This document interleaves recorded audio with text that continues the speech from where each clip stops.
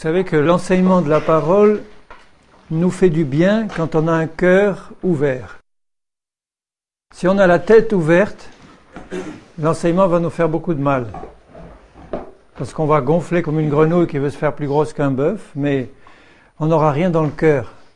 Il faut que la parole de Dieu descende dans le cœur. Et quand elle descend dans le cœur, elle donne la vie à notre être entier. Dans l'Ancien Testament, le peuple de Dieu dans son ensemble ne marchait pas par la foi comme nous pouvons marcher aujourd'hui par la foi. Il marchait davantage par la vue, et il fallait donc que Dieu se manifeste de manière plus visible. Le peuple hébreu dans le désert, ils avaient tous les jours une colonne de nuée, et toute la nuit, une nuée ardente. Et chaque fois que la colonne se déplaçait, se levait, ils suivaient. Ils n'avaient qu'à regarder la colonne. Si la colonne restait sur le tabernacle, ils ne bougeaient pas. Si la colonne se levait un jour et s'en allait et se remettait ailleurs, ils suivaient. On ne pouvait pas dire qu'ils marchaient vraiment par la foi. Enfin, ils avaient foi que c'était Dieu qui les conduisait, mais ils avaient la colonne sous leurs yeux. Tandis que nous avons l'onction du Saint-Esprit. Nous avons la colonne, la nuée du Saint-Esprit qui repose sur nous, mais elle n'est pas visible. Nos yeux de chair ne la voient pas. Nous sommes conduits par notre esprit, par l'Esprit du Seigneur, qui conduit notre esprit. Donc on doit apprendre à discerner la voix du Saint-Esprit par notre esprit. Il faut que notre esprit se dégage de plus en plus de la gangue charnelle pour qu'il puisse comprendre la voix de Dieu et qu'on puisse être vraiment dirigé par l'Esprit du matin jusqu'au soir et du soir jusqu'au matin.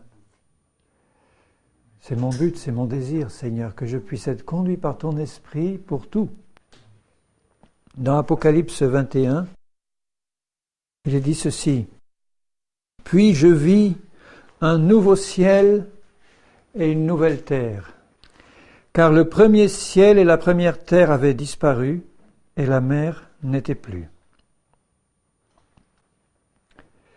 Il dit à la fin du chapitre 20 que la terre et le ciel s'enfuient devant la face de Dieu. Et il ne fut plus trouvé de place pour eux. Vous pouvez vous imaginer ce que ça va être à la fin des 1000 ans du règne de Christ sur la terre. Vous savez que Jésus revient très bientôt. Le Saint-Esprit avertit partout dans le monde entier que le Seigneur revient très bientôt. Et souvent, beaucoup de chrétiens l'ont entendu tellement souvent, ça, qu'ils finissent par s'endormir un peu en disant « Bon, on l'a déjà entendu, ça fait 10, 20, 30 ans qu'on nous dit ça. » Certains disent 2000 ans qu'on nous dit ça. Mais il revient très bientôt et chaque jour qui passe, c'est un jour de moins à attendre le Seigneur. Seigneur, il me tarde que tu viennes. Cette terre en a besoin. Quand on voit ce qui se passe en ce moment, on se dit, mais c'est vraiment le règne de l'Antichrist qui est là, à la porte. Il se prépare dans les coulisses. Mais Dieu se prépare aussi, parce que celui qui aura le dernier mot, c'est le Seigneur Jésus-Christ. Et il ouvre la porte du ciel pour regarder, et le Père sait à quelle seconde Jésus doit descendre, et je suis sûr qu'il a déjà donné ses ordres à l'ange qui doit sonner la dernière trompette pour lui dire « Prépare-toi, c'est bientôt l'heure ». Et nous, est-ce que nous sommes prêts ? Puis je vis un nouveau ciel et une nouvelle terre que j'aurai mettre à la place de l'apôtre Jean pour voir ça. On va le voir bientôt, nous aussi. Quand je dis bientôt à l'échelle de Dieu, c'est peu de temps. Car le premier ciel et la première terre avaient disparu et la mer n'était plus. Tant pis pour les marins ou ceux qui aiment la mer. Dans la nouvelle terre qui va venir, il n'y aura plus de mer. Mais il y aura des lacs, des rivières, des cascades. L'eau ne va pas manquer, bien-aimés. Et moi, Jean, je vis descendre du ciel d'auprès de Dieu la ville sainte, la nouvelle Jérusalem, préparée comme une épouse qui s'est parée pour son époux. Et j'entendis du ciel une forte voix qui disait « Voici le tabernacle de Dieu avec les hommes. Il habitera avec eux, ils seront son peuple, et Dieu lui-même sera avec eux et sera leur Dieu. Il essuiera toute larme de leurs yeux. La mort ne sera plus, et il n'y aura plus ni deuil, ni cri, ni douleur, car les premières choses ont disparu. » Dans Hébreux 11, il est dit, en parlant des patriarches, et notamment d'Abraham, qu'il avait les yeux fixés sur la cité qu'il attendait, sur la rémunération qu'il attendait. Cette rémunération, c'est la présence de Dieu devant nous tous les jours jusqu'à la fin de l'éternité qui n'a pas de fin, d'avoir Dieu face à face et de le voir face à face, Dieu le Père, Dieu le Fils, Dieu le Saint-Esprit, où ils vont nous révéler les mystères de la Trinité, de Dieu trois en un, où ils vont nous révéler les mystères de la parole du Seigneur. Ceux qui n'ont pas encore été compris par nous, nous aurons une pleine révélation de ces choses et nos yeux verront Dieu face à face. Et chaque jour qui passe sur cette terre, nous devons constamment avoir les yeux fixés sur ce moment où nous serons dans la Jérusalem céleste, si nous sommes parmi les vainqueurs, pour l'éternité avec le Seigneur Jésus. Il y aura encore le nouveau ciel et la nouvelle terre. Ce sont des endroits qui appartiennent tous au royaume de Dieu et qui seront peuplés aussi des rachetés du Seigneur. Mais la place de choix, c'est la Jérusalem céleste, là avec le Seigneur où nos yeux le verront face à face en permanence. Est-ce que vous y pensez parfois quand la souffrance est là, quand la difficulté vient, quand l'épreuve est là, quand les choses de cette terre nous prennent, nous submergent? Est-ce que vous vous rappelez, comme l'apôtre Paul le dit, que les souffrances du temps présent ne sont rien ou sont peu de choses par rapport à la gloire qui est à venir et qui nous attend? Parce que Dieu nous a réservé un royaume éternel qui n'aura pas de fin, dont lui est le Seigneur et le Roi, et où il nous veut avec lui en permanence. Ça vaut le coup de supporter les souffrances avec fidélité, de supporter les persécutions sans broncher, de marcher par l'Esprit en ayant les yeux fixés sur Jésus, de considérer toutes choses sur cette terre comme passagères, de savoir qu'il y a une fin pour toute larme, il y a une fin pour la mort, il y a une fin pour les deuils, il y a une fin pour les souffrances, et que même si nous avons la guérison de nos corps promise pour nous sur cette terre, ou la délivrance des démons, mais ça ne va pas encore être pleinement manifesté, la gloire de Dieu qui sera manifestée d'abord à la résurrection, et puis ensuite quand nous serons pour l'éternité dans cette Jérusalem céleste. Il faut que constamment nous ayons à l'esprit que nous sommes destinés à ça. Nous avons un héritage en Christ par la foi en lui, qui doit constamment nous soutenir tous les jours qui passent dans les moments d'épreuve et de difficulté. Et il dit au verset 5, celui qui était assis sur le trône dit « Je fais toutes choses nouvelles ». Vous savez que quand nous sommes en Jésus-Christ, il dit « Toutes choses anciennes sont passées, toutes choses sont devenues nouvelles ». Ça commence là par la nouvelle naissance en Christ, dans 2 Corinthiens 5. Il dit « Quand nous sommes en Christ, toutes choses anciennes sont passées ». Déjà en Christ, par la foi, nous avons un renouvellement de toutes choses. Nous ne sommes plus soumis aux choses du passé, à l'hérédité, au péché, à tout ce qui nous pesait dessus quand nous n'étions pas en Christ. Et tout commence à la nouvelle naissance et tout continue là, dans la Jérusalem céleste. Je fais toutes choses nouvelles. Vous vous rendez compte que Dieu va créer un nouveau ciel, une nouvelle terre, et que sur cette nouvelle terre, il va faire descendre d'en haut la Jérusalem céleste, la cité de Dieu, 2000 kilomètres de long, 2000 kilomètres de large, 2000 kilomètres de haut. C'est peut-être difficile à imaginer ce que ça peut être, hein. Enfin, c'est ça, c'est les dimensions de la Jérusalem céleste. Plus de 2000 kilomètres de long, plus de 2000 kilomètres de large, et plus de 2000 kilomètres de haut. Déjà, nous, sur cette terre où tout est plat, quand vous êtes au sommet du building le plus haut de la terre, vous êtes à 300-400 mètres. Mais imaginez, 2000 kilomètres de haut. Une cité. Il y a de la place.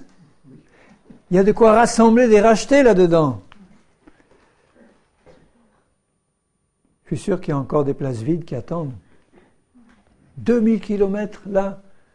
Je ne sais pas comment elle est organisée, il y a peu de choses qui nous en parlent dans la Bible, mais en tout cas, je sais une chose, c'est qu'elle sera magnifique, elle sera parfaite, pas de pollution, pas d'accident, pas de problème de trafic. Ça sera la ville de Dieu, où l'atmosphère sera entièrement baignée de la présence du Saint-Esprit, de joie, de paix, d'amour, où tout va respirer l'éternité, Nous allons vivre là-dedans, si nous sommes vainqueurs avec le Seigneur, nous allons vivre là-dedans dans une atmosphère d'éternité, de santé divine, de vie éternelle. Plus de bobos, plus de maladies, plus d'infirmités pour l'éternité. Je voudrais que vous puissiez vous représenter ça par le Saint-Esprit.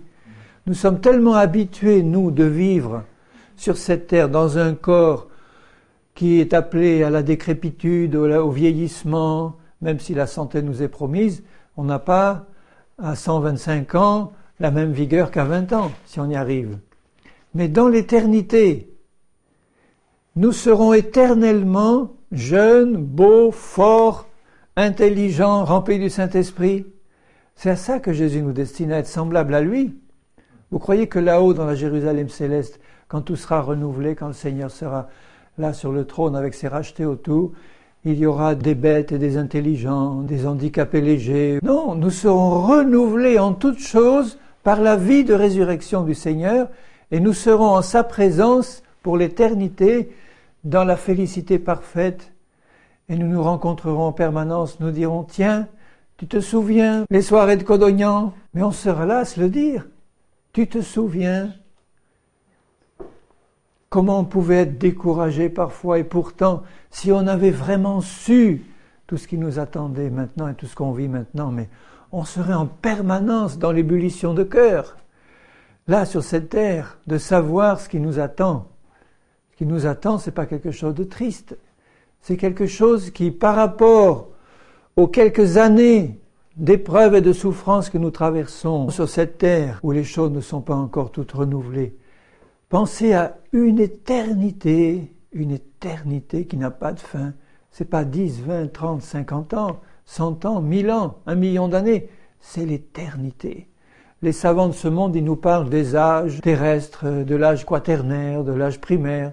Ils nous disent que le Big Bang s'est produit il y a 15 milliards d'années, que tout a commencé, que la Terre, a quelques milliards d'années.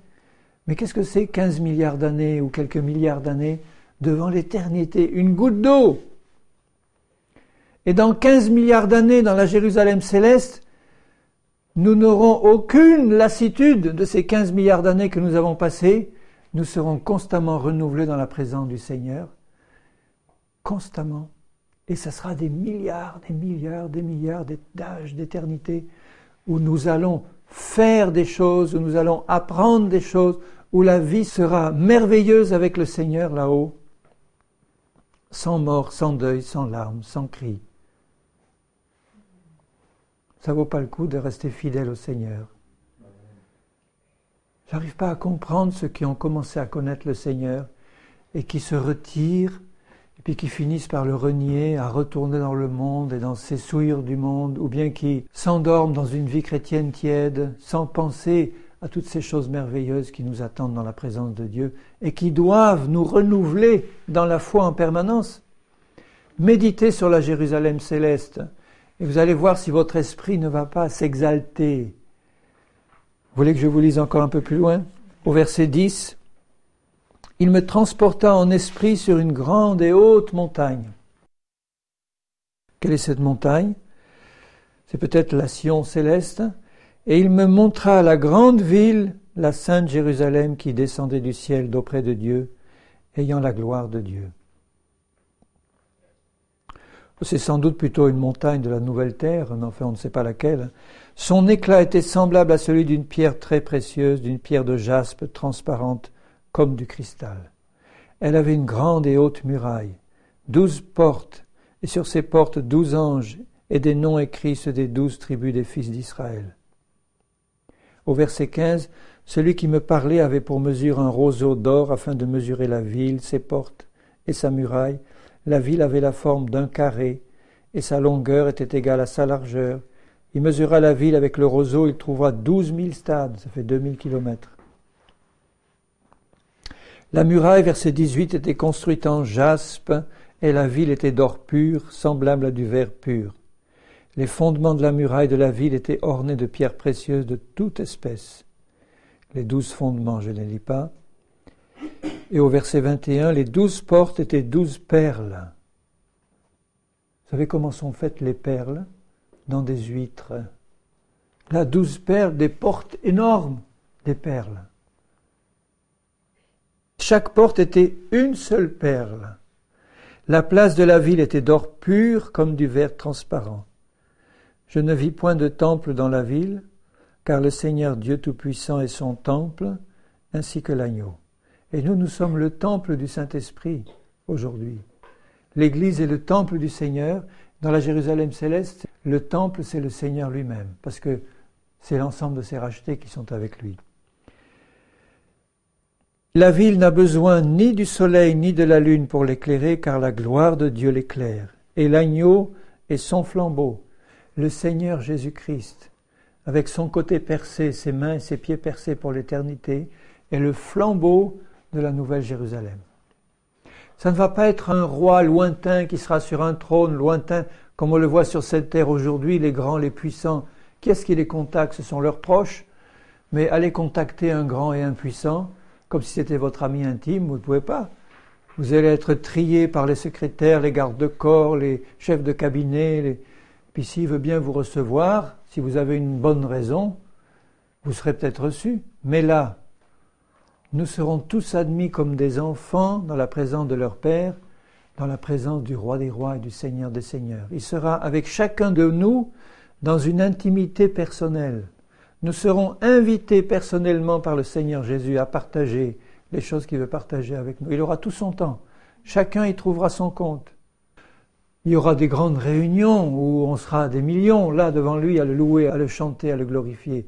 Mais il y aura des moments d'intimité. C'est pas écrit dans la Bible, c'est moi qui vous le dis, mais j'en ai la conviction dans le cœur. Parce qu'on voit dans Apocalypse au début, quand il donne ses avertissements aux églises, à la dernière, il dit « Je me tiens à la porte et je frappe. Celui qui entend ma voix et qui m'ouvre, j'entrerai et je souperai avec lui. » Donc c'est ce Seigneur-là, ce Roi des rois et Seigneur des seigneurs. Quand tu seras dans ton manoir céleste, dans ta Jérusalem céleste, il frappera à ta porte et dira « Je viens souper avec toi ce soir, ou ce moment, et passer du temps avec toi. » Il a tout son temps, l'éternité. Personne ne sera jaloux en disant « Mais il me prend mon temps à moi. » On aura tout le temps, l'éternité, pour partager une communion étroite avec le Seigneur. Nous pouvons commencer déjà maintenant dans cette vie, c'est ce qu'il désire.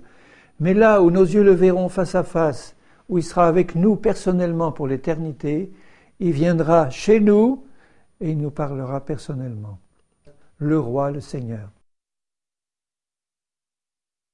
Car la gloire de Dieu l'éclaire et l'agneau est son flambeau. Les nations qui auront été sauvées marcheront à sa lumière et les rois de la terre y apporteront leur gloire. Parce que sur cette nouvelle terre, qui n'a rien à voir avec la terre actuelle, imaginez que déjà cette ville, 2000 km de long, 2000 km de large, 2000 km de haut, quand elle vient se poser sur cette nouvelle terre, ça ne va pas être une petite planète comme la nôtre. Ça sera une nouvelle terre qui aura d'autres dimensions si elle est capable d'accueillir rien que cette ville de 2000 km de haut, alors que rien que le rayon de la terre actuelle, c'est de quelques milliers de kilomètres. Imaginez que le rayon de la terre actuelle, c'est 6000 kilomètres. Donc déjà, la Jérusalem céleste, elle fait presque la taille d'une petite planète à elle toute seule. La nouvelle terre va être quelque chose d'immense. Et ça sera une terre, donc une planète semblable à celle qui est la nôtre aujourd'hui, mais on ne peut pas imaginer la différence de dimension qu'il va y avoir. Et sur cette nouvelle terre qui fera partie du royaume de Dieu, où il n'y aura plus ni mort, ni ténèbres, ni péché, ni rien, il y aura encore des nations qui l'habiteront, qui la peupleront, mais qui ne seront pas dans la Jérusalem céleste, qui est réservée à l'épouse, à l'Église du Dieu vivant. Mais ils se verront, on se fréquentera, il y aura des fêtes communes, puisque là il dit au verset 24, « Les nations qui auront été sauvées marcheront à sa lumière, et les rois de la terre », il y aura encore donc une terre avec des nations et des rois,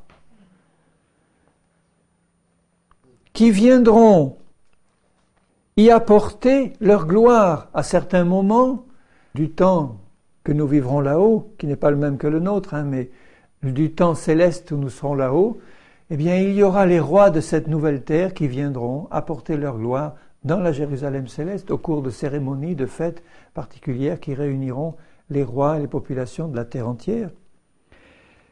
On y apportera la gloire et l'honneur des nations, il n'entrera chez elles rien de souillé, ni personne qui se livre à l'abomination et au mensonge, il n'entrera que ceux qui sont écrits dans le livre de vie de l'agneau. Et il me montra un fleuve d'eau de la vie, limpide comme du cristal, qui sortait du trône de Dieu et de l'agneau. Au milieu de la place de la ville et sur les deux bords du fleuve, il y avait un arbre de vie, produisant 12 fois des fruits, rendant son fruit chaque mois. Il y a donc des mois aussi là-haut, des jours. J'entends quelquefois des chrétiens me dire « Oh, mais dans l'éternité, le temps n'existe pas. » Alors, on est là, flottant sur des petits nuages de coton, avec des petites ailes blanches, et dans une espèce de non-temps. Mais il y aura un temps céleste, puisqu'il y a des jours, il y a des mois. Mais c'est quelque chose qui n'a pas de fin. C'est difficile à imaginer pour nous. Mais puisque c'est écrit, je le lis comme c'est écrit, chaque mois produisant 12 fois des fruits, rendant son fruit chaque mois. Donc il y a aussi des années, puisque 12 mois, ça fait un an.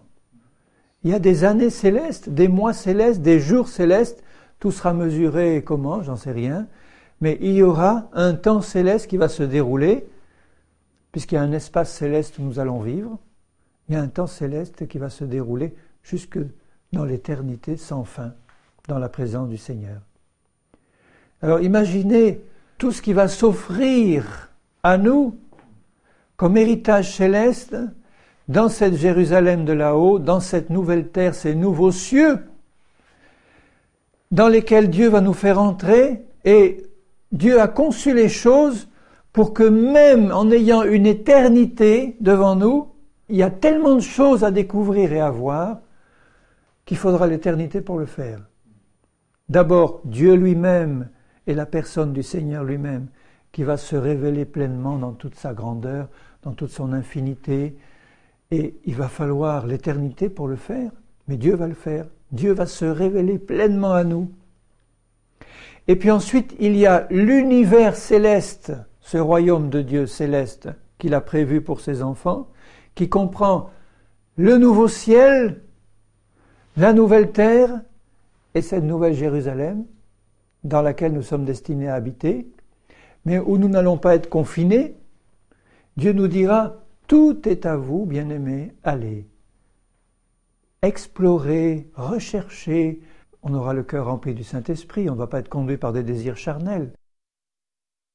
On peut avoir une idée de la manière dont le Seigneur travaille quand on voit comment il a créé au début le ciel et la terre, et qu'il avait créé la terre comme un paradis terrestre pour l'homme et la femme, et pour leurs descendants qu'ils devaient avoir, où tout devait être merveilleusement organisé pour satisfaire le cœur de l'homme et de la femme, parce que Dieu était présent sur cette terre dans la communion avec eux, mais Dieu n'allait pas leur dire « Ma présence vous suffit, il n'y aura rien d'autre ». Dieu rajoute encore dans sa bonté une terre où il a créé toutes choses merveilleuses et magnifiques pour que l'homme et la femme qui venaient de créer, en plus de la présence de Dieu dont ils jouissaient pleinement, puissent découvrir et jouir de cette création merveilleuse que Dieu avait conçue et faite pour eux. Eh bien, dans l'éternité, ce sera ça, mais encore mieux. Parce que là, nous aurons passé au travers de la porte du salut et de la croix, nous aurons compris et adoré le Seigneur Jésus dans toute sa magnificence et dans tout ce qu'il a fait. Et nous allons par la foi recevoir cet héritage merveilleux qu'il a prévu pour nous, ce monde et cet univers céleste qu'il a créé ou qu'il va créer, puisque à la fin des 1000 ans, il refait tout. Ce nouveau ciel, cette nouvelle terre, cette Jérusalem céleste qu'il va nous demander de découvrir, d'explorer pour notre joie. Sans fin, sans danger d'accident. Faites une exploration aujourd'hui en Alaska ou au Centrafrique et vous allez voir ce qu'il vous faut comme vaccin, comme matériel de survie ou autre. Là, vous allez, dans l'éternité, avec la grâce du Seigneur, avoir tout cet univers pour découvrir et explorer et jouir. dans la présence du Seigneur, conduit par son esprit. J'aimerais que nos esprits commencent à désirer ardemment avoir ces choses. Vous comprenez comment il peut être dit des anciens, ils avaient le regard fixé sur la rémunération. Ils avaient le regard fixé en disant, c'est ça Seigneur, je veux être en ta présence et je veux jouir de cette création nouvelle avec toi pour l'éternité. Un paradis de Dieu merveilleux.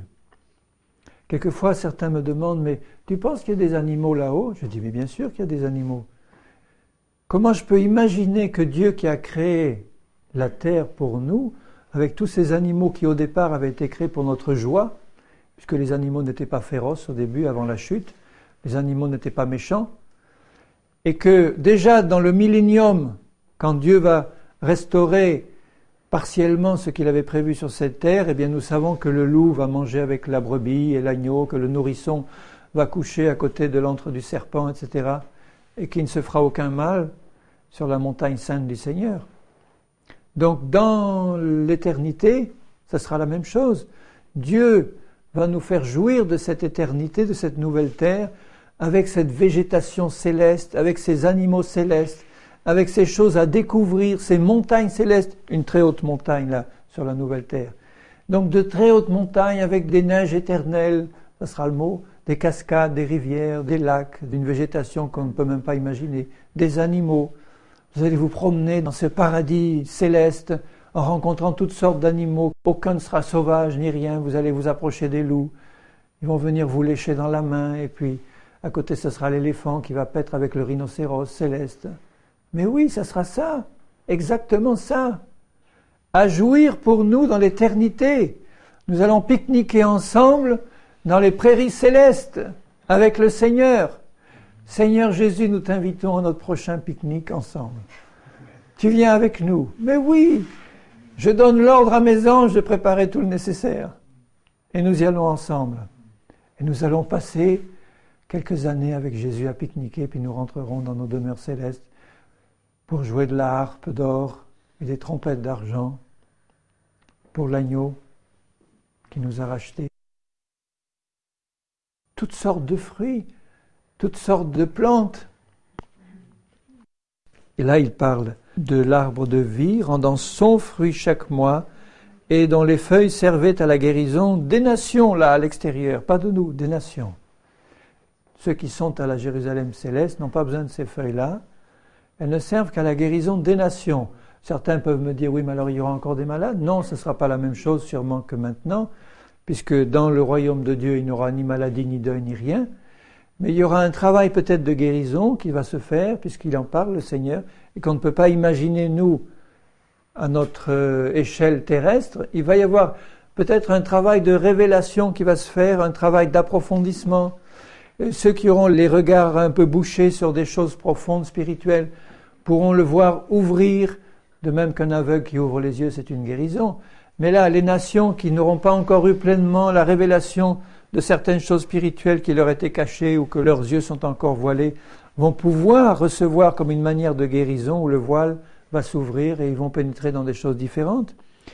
Il n'y aura plus d'anathème, de malédiction, le trône de Dieu et de l'agneau sera dans la ville, ses serviteurs le serviront et verront sa face et son nom sera sur leur front. Alors que ceux qui sont restés et qui ont péri avec l'Antichrist juste après l'enlèvement auront sur le front une autre marque, la marque de la bête qui les conduira dans la perdition. Mais autant ces choses doivent nous stimuler dans la foi, autant aussi nous pouvons par l'Esprit imaginer ce que peut être le sort des perdus pour l'éternité dans l'enfer qui leur est réservé. La Bible ne parle pas de manière détaillée de l'organisation de l'enfer ou des choses du monde infernal, mais Jésus dit simplement que celui qui a fauté beaucoup sera puni plus sévèrement d'un plus grand nombre de coups que celui qui aura moins fauté. Ça ne veut pas dire que ce sera un purgatoire qui aura une fin, puis après on ira au paradis. Ça veut dire que même dans l'enfer, il y aura des zones, des domaines, des endroits où les châtiments seront plus sévères que dans d'autres. Mais de toute manière, le fait de savoir que les âmes qui seront là-dedans seront enfermées dans ce royaume ténébreux pour l'éternité, sans aucune espérance d'en sortir, ou dans cet enfer abominable, au lieu d'avoir les parfums célestes, ça sera l'odeur nauséabonde du lac de feu où vont croupir et pourrir tous les chairs infectes qui vont brûler dans le feu éternel, les vers qui vont ronger. C'est horrible de penser que ceux qui vont refuser le Seigneur Jésus-Christ, qui ne vont pas accepter le message du salut et de la croix, ou les chrétiens qui vont abandonner le Seigneur, vont se retrouver là, dans ce domaine terrible de perdition où tout est grincement de dents et ténèbres, feu éternel, deuil, mort, sans cesse renouvelé, cris, souffrance, maladie épouvantable pour l'éternité. Quelquefois j'y pense et je dis, Seigneur, ces choses sont réelles. Tu les as annoncées dans ta parole. Tu es le Dieu de l'éternité. Tu as annoncé ces choses toi-même. Tu n'avais pas créé l'enfer pour les hommes. Tu l'avais créé, dit la parole, pour Satan et ses anges. Mais tu as été obligé d'y jeter tous les incrédules et les rebelles et les abominables. Quand il dit au chapitre 21, au verset 6, « Je suis l'alpha et l'oméga, le commencement et la fin. À celui qui a soif, je donnerai de la source de l'eau de la vie gratuitement. Celui qui vaincra héritera ces choses. Je serai son Dieu, il sera mon fils, ma fille. » Donc tu vois, cet héritage céleste n'est pas donné à tout le monde, il est donné à celui qui vaincra. Et celui qui vaincra, c'est celui qui va rester dans la foi et dans l'amour. Dans l'amour de Dieu et dans la foi du Seigneur. Dans l'espérance, la foi et l'amour, les choses qui demeurent. Si ton cœur est rempli d'amour, de foi et d'espérance, tu vas rester dans la foi et tu vas être un vainqueur. Tu vas partir à la dernière trompette, tu vas être enlevé. Tu vas régner avec Christ 1000 ans sur la terre. Et après, au renouvellement de toutes choses, tu vas hériter de ces choses pour l'éternité. Donc le vainqueur, ce n'est pas celui qui est le grand évangéliste international qui conquiert la terre pour Christ, c'est pas ça du tout. C'est celui qui reste dans la foi en Christ. Celui qui m'aime gardera ma parole. Il va se laisser enseigner par le Seigneur. Il va se laisser remplir de la connaissance de l'Éternel. Il va avoir soif de Dieu, de sa parole, de la vérité. Et à celui qui a soif, Dieu va donner le moyen d'être un vainqueur. Tu vois, tu as soif du Seigneur, de lui, de sa vie, de sa parole. Le Seigneur va répondre et te donner à boire et te remplir. Et tu vas faire partie des vainqueurs. Mais pour les lâches, les incrédules, les abominables, les meurtriers, les impudiques, les enchanteurs, les idolâtres et tous les menteurs, c'est-à-dire tous ceux qui ne se sont pas repentis de ces choses par la foi en Jésus, leur part sera dans les temps ardents de feu et de soufre, ce qui est la seconde mort. Vous voyez, comme dans le même chapitre, il met en parallèle l'éternité sans Dieu dans les temps de feu et de soufre, et l'éternité avec Dieu dans la Jérusalem céleste ou dans les nouveaux cieux et sur la nouvelle terre. Les deux sont là annoncés dans le même chapitre. Les lâches. Un lâche, c'est quelqu'un qui n'est pas courageux. C'est quelqu'un qui est dans le compromis. C'est quelqu'un qui n'ose pas prendre position clairement devant le Seigneur parce qu'il craint les hommes encore ou il craint ce que peuvent lui faire les autres. Nous ne sommes pas des lâches. Quand tu as la vision du Seigneur et de sa Jérusalem céleste, tu es rempli de courage parce que c'est le Saint-Esprit qui te remplit. Tu es capable de prendre position ferme devant ce monde qui nous entoure, devant l'Église tiède, devant ceux qui ne veulent pas prendre position parce qu'ils sont lâches ou peureux. Tu es rempli de force, d'amour et de sagesse. Tu es rempli de force, d'amour et de sagesse. En tout cas, tu es en train d'être rempli. C'est ça. Tu es en train d'être rempli. Et plus tu as soif, et plus tu vas l'être. Parce que c'est une source inépuisable ce fleuve d'eau de vie qui sort du trône de Dieu, qui parcourt toute la Jérusalem céleste, dans tous ses méandres, et qui va donner la vie à tout, et sur les rives duquel pousse cet arbre de vie qui donne ses fruits 12 fois par an. Eh bien, c'est le même fleuve de vie qui coule spirituellement du trône de Dieu et qui vient nous remplir par le baptême du Saint-Esprit. C'est le même fleuve. À ce moment-là, il est matérialisé et visible. Celui qui a soif, qu'il vienne à moi, dit Jésus, et qu'il boive. Et il parlait des fleuves d'eau vive qu'allaient recevoir ceux qui recevraient son esprit. Il dit ça dans l'évangile de Jean.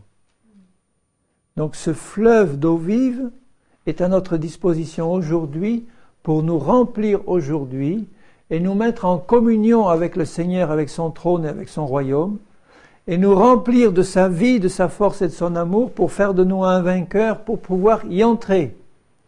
Et ça vaut le coup de prendre position ferme et nette devant l'ennemi, Satan, devant le monde, devant l'Église tiède, parce qu'il y a un héritage qui nous attend. Et nous ne voulons pas le rater, cet héritage.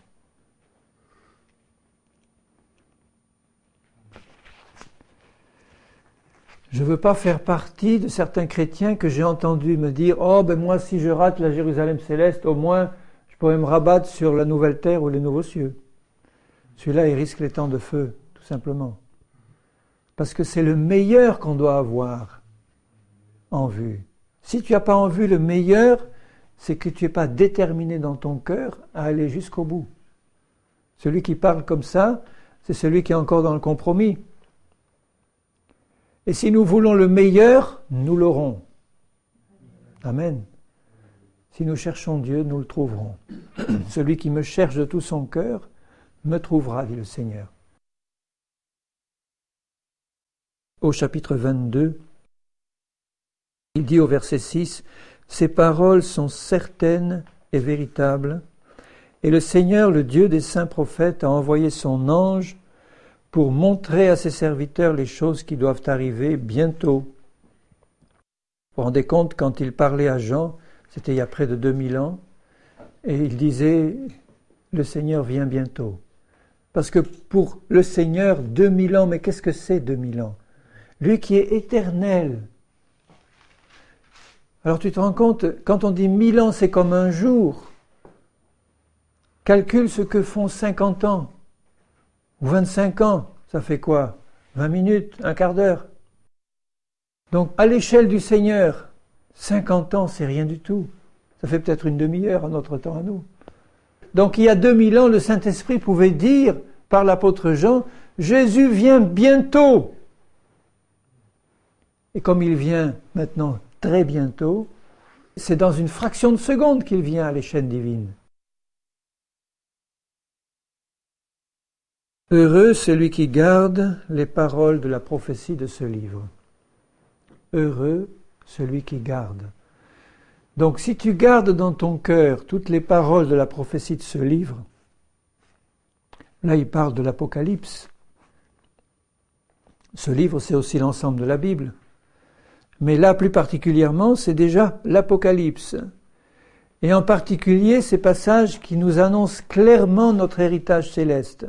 Si tu gardes ces paroles dans ton cœur, elles vont te soutenir parce que la foi va te soutenir pour pouvoir atteindre le but. Heureux. Si tu n'es pas heureux ce soir à cause de quelque chose qui t'est arrivé ou de certaines choses que tu n'as pas encore, eh bien, tu peux être heureux simplement en gardant les paroles de la prophétie de ce livre. Ressortir rempli de joie et de bonheur en pensant à l'héritage céleste que Dieu te réserve. Et il dit au verset 10, « Ne scelle pas les paroles de la prophétie de ce livre. » Ça veut dire qu'il ne faut pas qu'elles soient fermées à l'intelligence des hommes. Elles sont ouvertes aujourd'hui parce que d'abord la Bible, n'importe qui peut la lire, mais le Saint-Esprit est disponible pour nous la révéler dans le cœur. Car le temps est proche. Que celui qui est injuste soit encore injuste. Que celui qui est souillé se souille encore.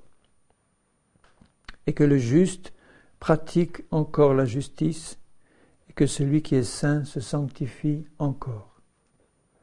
Donc nous sommes justes et saints par la foi en Christ. Il nous est dit, eh bien pratique encore plus la justice, pratique-la et purifie, sanctifie ta vie encore. Parce qu'en le faisant, tu vas affermir ton entrée dans le royaume. Je viens bientôt et ma rétribution est avec moi pour rendre à chacun selon qu'est son œuvre. Ton œuvre, c'est ce que tu fais à partir du moment où tu te réveilles le matin. C'est ça ton œuvre. Une œuvre, c'est une action. Donc, ce que tu fais du matin au soir, ce sont tes œuvres. Il faut y penser ça quand tu vis ton œuvre ou ta journée. Comment tu accomplis la moindre de tes actions quotidiennes? Si tu l'accomplis en grommelant, en rouspétant, en murmurant, parce que c'est une action qui t'est imposée, parce que tu n'as pas envie de la faire, tu es en train de faire une œuvre avec un mauvais esprit. Si Dieu a placé cette œuvre devant toi pour aujourd'hui, peut-être que demain tu en seras délivré, tu passeras à une autre, mais au moins aujourd'hui, accomplis-la comme pour le Seigneur, dans la joie. Que ce soit pour éplucher tes pommes de terre, pour faire ta vaisselle, pour couper tes vignes, accomplis-le comme si c'était le Seigneur qui te l'avait demandé, dans cet esprit-là. Et puis nos œuvres, c'est aussi celles et surtout que Dieu a préparées d'avance pour que nous les pratiquions. Si tu es en train de faire une œuvre aujourd'hui qui n'est pas dans le plan parfait de Dieu, comme tu as soif du Seigneur, il va t'enlever de cette œuvre-là. Elle va s'arrêter. Il va te sortir de là pour te faire entrer dans ses œuvres à lui. Il va te faire comprendre qu'il ne te veut plus là-dedans. Heureux, verset 14, ceux qui observent ses commandements afin d'avoir droit à l'arbre de vie et d'entrer par les portes dans la ville. Je vois dans mon cœur, je vois déjà le défilé heureux et joyeux de ceux qui, ayant eu droit à l'arbre de vie, ayant consommé là maintenant le fruit de l'arbre de vie, se préparent joyeusement à entrer dans la ville par les portes, au milieu des acclamations des anges, des âmes des sauvés, du Seigneur lui-même. Et je vois ce défilé entrer dans les portes, s'approcher du trône, s'incliner devant le Seigneur, le louer. Le Seigneur ouvrir les bras, accueillir chacun. Je le vois vraiment là, maintenant, dans mon cœur. Heureux. Dehors les chiens, les enchanteurs, les impudiques, les meurtriers, les idolâtres, et quiconque aime et pratique le mensonge. Et moi, Jésus, j'ai envoyé mon ange pour vous attester ces choses dans les églises. C'est une lettre qu'il nous a envoyée pour nous dire, prends patience, je viens bientôt. Et nous qui sommes membres de l'épouse, l'esprit et l'épouse disent viens, et que celui qui entend dise viens. Que celui qui a soif vienne, et que celui qui veut prenne de l'eau de la vie gratuitement. Au verset 20, celui qui atteste ces choses dit oui, je viens bientôt. Amen. Viens Seigneur Jésus. Que la grâce de notre Seigneur Jésus-Christ soit avec vous tous. Amen. Viens Seigneur Jésus. Vous lui dites, quelquefois ou souvent, viens Seigneur Jésus. Viens. Viens me prendre, viens régner sur cette terre, mais surtout viens recréer toutes choses pour nous faire entrer après ces 1000 ans. Moi, ce qui me tarde de voir, ce n'est pas seulement les 1000 ans du millénium sur la terre, C'est le renouvellement de toutes choses à la recréation de la nouvelle terre, du nouveau ciel et la Jérusalem céleste qui vient pour l'éternité, dans un monde où tout sera renouvelé, parce que même pendant le millénium, nous savons que tout ne sera pas renouvelé. Le cœur des hommes va rester le même, puisqu'à la fin du millénium, quand Satan sera relâché, il suffira de quelques mois pour qu'il arrive à rassembler une grande foule d'hommes qu'il aura encore séduits par ses manœuvres. Donc c'est encore triste de penser que ce millénium merveilleux va se terminer par encore une courte période de conflits, de guerre, où il va encore y avoir la guerre de Gog et de Magog, et un combat terrible où l'ennemi sera définitivement anéanti par la gloire de Jésus-Christ. Mais après, ce renouvellement devant le grand trône blanc, pour l'éternité. Viens Seigneur Jésus, viens Seigneur, c'est la prière de notre cœur, de mon cœur, viens Seigneur Jésus. Et dans cette attente, aide-nous à nous préparer, à nous sanctifier davantage. Aide-nous, Seigneur, à voir les souillures et à les éviter, à nous laver constamment dans ton sang, dans l'eau de ta parole et de ton Esprit Saint. Seigneur, pour pouvoir être jugés dignes par la foi, vraiment, d'entrer dans ce royaume céleste que tu nous as réservé. Nos cœurs sont confiants en toi, Seigneur, parce que tu nous as fait tellement de promesses, de soutien, que nous pouvons nous confier en toi avec confiance, qu'il nous suffit de nous approcher de toi avec confiance pour que notre cœur soit en paix. Parce que ces choses sont pour nous, tes enfants, nous qui croyons. Et je te bénis d'avoir préparé ces choses merveilleuses, Père Saint. Ta présence où nos yeux te verront, où nos yeux verront le Seigneur Jésus, le Saint-Esprit, et où tu dévoileras ces richesses merveilleuses que tu as créées pour nous, tes enfants. Je me prosterne pour t'adorer, te louer, te remercier, te glorifier. Tu es un Père merveilleux, et je te bénis de nous avoir arraché des souillures de ce monde par ton Esprit, par la croix, par le sang de Jésus-Christ. Béni sois-tu, Seigneur, garde nos cœurs dans la foi, dans l'amour, et remplis-nous constamment de cette espérance céleste, au nom de Jésus-Christ. Amen.